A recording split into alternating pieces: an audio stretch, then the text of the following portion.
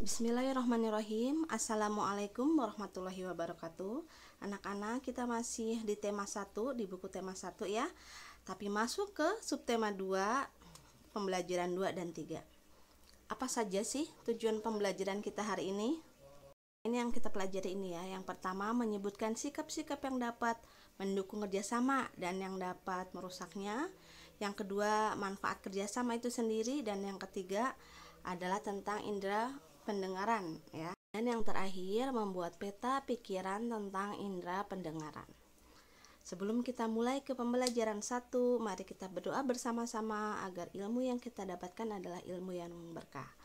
Allahumma inni as'alukal ilman nafi'an wa rizqan thayyiban wa amalan mutaqabbalan. Amin. Masuk ke pembelajaran 2 itu ada di halaman 70. Di sana anak-anak dihadapi dengan siswa yang melakukan percobaan. Nah, mereka sedang melakukan kerjasama ya. Anak-anak baca di situ, lalu berikan kesimpulan sikap yang dapat mendukung kerjasama. Anak-anak isi tabel 2.5. Juga sikap yang tidak mendukung atau yang dapat merusak kerjasama itu. Ada di halaman 72. Itu ada di tabel 2.6. Anak-anak isi ya. Di halaman 74 kita belajar tentang toleransi di masyarakat. Apa sih toleransi itu? Toleransi itu adalah sikap menerima perbedaan di antara sesama ya. Bagaimana bentuk kerjasama di masyarakat? Yang pertama, hidup rukun. Yang kedua, tolong menolong dalam masyarakat. Yang ketiga, kebiasaan bergotong royong. Dibaca teksnya ya. Nah, bentuk ada juga di tabel 2.7. Anak-anak isi tabel manfaat kerjasama ya. Lanjut supaya anak-anak tidak bosan ke pembelajaran 3. Di situ ada gambar tentang telinga. Nah, kita akan langsung bahas bersama. Ayo berlatihnya di halaman 79. Di situ ada pertanyaan. Bagaimana telinga kita dapat menangkap getaran? Ya. Bagaimana? Anak-anak baca dulu di situ, tapi ibu bantu ya. Jadi caranya ialah daun telinga. Pertama dia menangkap dan mengumpulkan gelombang bunyi. Dilanjutkan dengan gendang telinga. Dia menerima rangsang dan meneruskannya ke bagian yang lebih dalam. Setelah itu ada 3 tulang pendengaran, yaitu martil, landasan, dan sanggurdi yang berfungsi memperkuat getaran. Ya, setelah itu dilanjutkan ke koklea atau rumah sifat. Nah, di koklea itu fungsinya koklea atau rumah sifat itu fungsinya mengubah impuls itu apa ya? Yang tadi itu impuls itu getaran yang tadi dikuatkan itu diteruskan ke otak.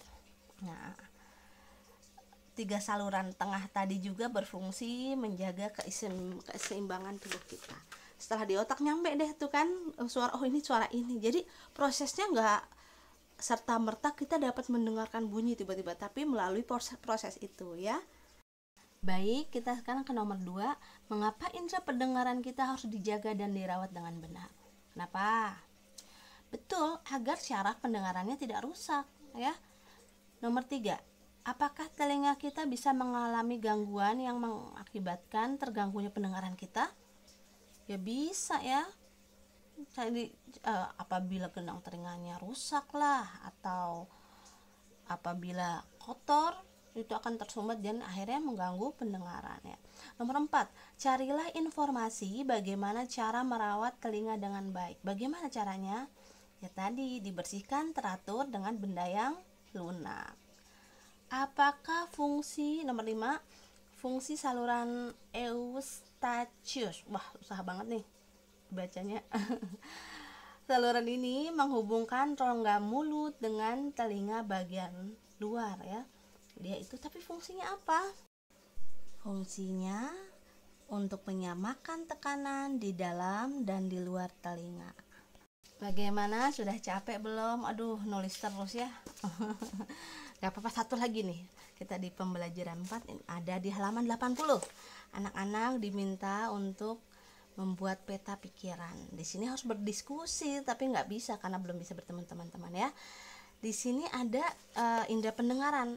Pertama kita isi bagian-bagiannya. Ada apa aja bagian-bagiannya? Tadi ada telinga bagian luar, telinga bagian tengah, dan telinga bagian dalam.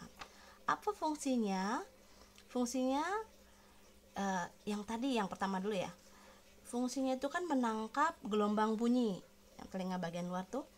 Lalu yang kedua diisi dengan bagian tengahnya, meneruskan bunyi ke telinga bagian dalam, lalu meneruskannya ke otak.